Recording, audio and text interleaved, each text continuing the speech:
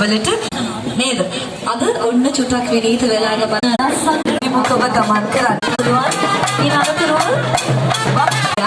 ඉතින් මෙයා කතරගම දේව රාජේන්ද්‍රනාථ මහත්මයාගේ උපහාර පිණිස මහා දේවාලයේ අපූර්ව නර්තනයක්.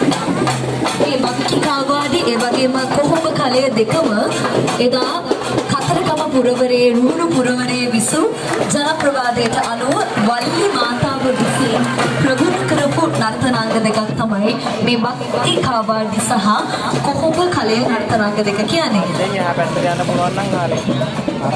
ඉනතරව දෙනියාය නේත්‍රා කලායතනයේ රණමයුර නර්තනාංගයයි අප අභිමුඛව ඉදිරියට ගමන් කරන්නේ. ලස්සනම ලස්සන රණමයුර කිව්වම කාන්තාවන් දන්නවා ගොඩක් ලස්සන මොඩරණ නේද? සඳට වඩා ලස්සන මොඩරා. මොඩරාගේ අභිමානය පිළිබිඹු